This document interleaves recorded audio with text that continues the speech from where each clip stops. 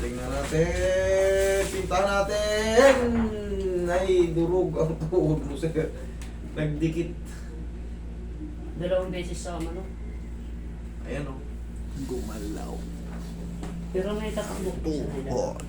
Kaso na Pero hindi mo maididinto ng todo, idol. Ayan, bibigay yan. Alam mo yung pag ginanon mo yan, no? Opo. Uy! Ganun po. Hindi po ako Alam mo makakaya. kung bakit? Bawal sa yung malakas ang impact kasi pag tama nitong nakadikit na to, alam mo yung bukol na nandyan yung ACL at PCL. Kailangan kasi yan medyo maluwag. Ano nangyari yan? Nasira rin yan sa kakatalon. Sa basketball din. Tingnan mo yung bukol niya. Opo. Diba hindi nagtatama? Malayo. Malayo. Itong sa'yo, tingnan mo yung bukol niya. Oo. Dikit. Dikit. Yan. Kaya sisipain ko yun dito para matanggal siya dyan. Yun ang kailangan niya. Okay. Kanan, Opo. Dito sa kanan po. pag-ayos. Pagalingin mo muna kasi may mga tinatawag tayong meniscus dyan na naiipit din sa glatna. Kaya nag-abot yun kasi nasira yung meniscus mo. Yung lateral. Dalawang beses po. Dalawang beses mo yun, ano? Pero dito. Nung una po, bumigay tapos gumaling. Hindi daw po yung Kaya nga, ano muna to, idol?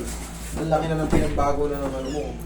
Ang laki na. Ito, pakita ko sa yung pyesa ng tuhod. Para ganyan yan yung tinatawag ng meniscus. Ngayon, napunit mo yan. Ayan ang mga itsura ng punit na ano. Oo. Yan, may mga tinatawag yan. Ito yung normal.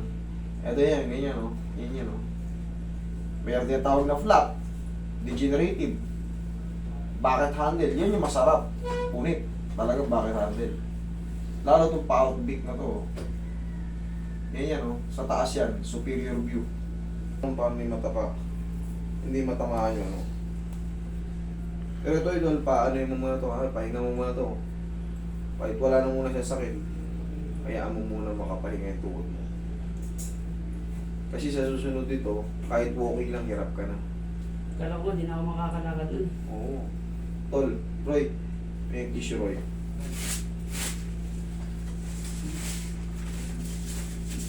Kailangan maunawaan nyo rin kung ano yung mga piyesa ng tuhod kasi baka akala nyo, wala na. Tapos, nilaro mo, ba't ganun? Ang bilis na nasira. Kasi may mga na-damage na. Hindi na kagaya ng 100% dati.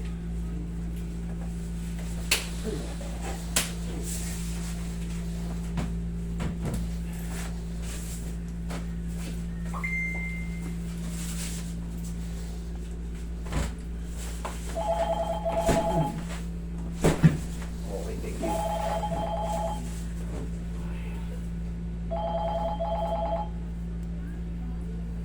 Isa pa? Okay.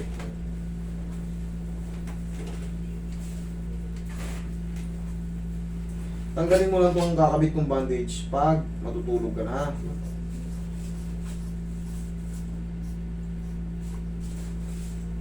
Yan, free bandage yan, galing sa taga-US.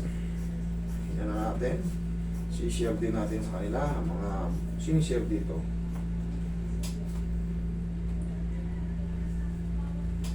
Yung magkapatid na nag-share nito.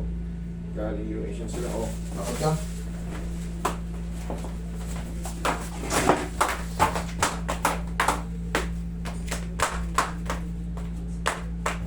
Kita mo? Basta. Opo. Thank you. Thank you po.